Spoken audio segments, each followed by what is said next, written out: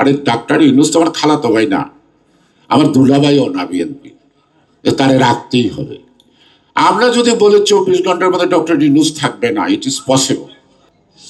নির্বাচনটা হবে কতটুকু আশাবাদী বলতে পারেন? আপনার সংশয় কেন?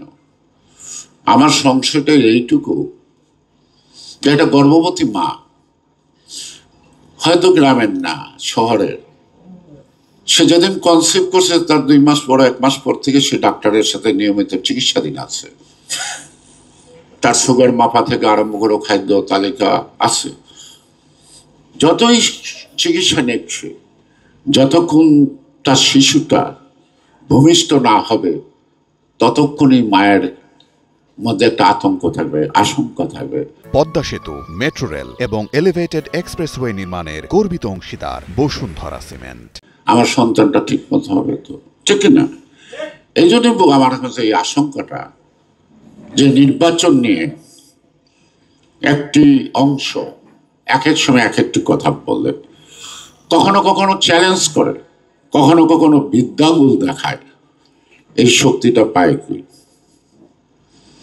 যারা মূল বেসিক বাংলাদেশের স্বাধীনতায় যুদ্ধে বিরোধিতা করছে, তাদের সবক শোনার জন্য কি আমরা এখনো বেঁচে আছি নাকি?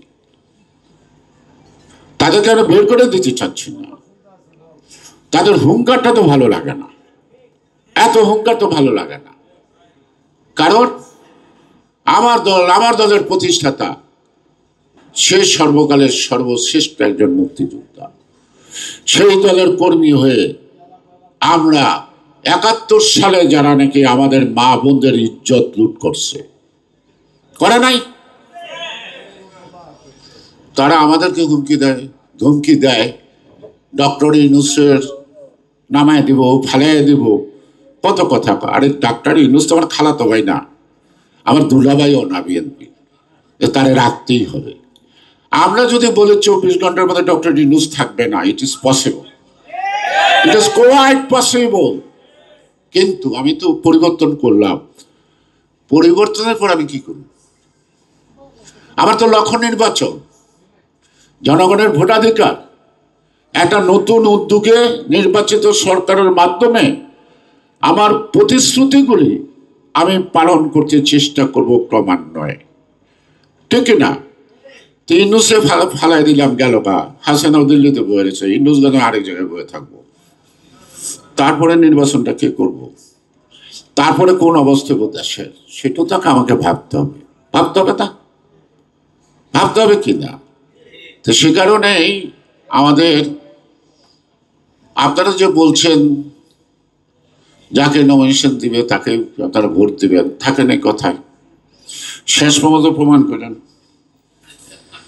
আবার রিয়েক্ট করেন না। মন খারাপ থেকে ঘরে বসে মন খারাপ করেন, সহ্য করতে না হলে চোখের পানি ফেলেন, রাস্তা নামে আবার বিরোধিতা করেন না। এই কাজটা করেন না।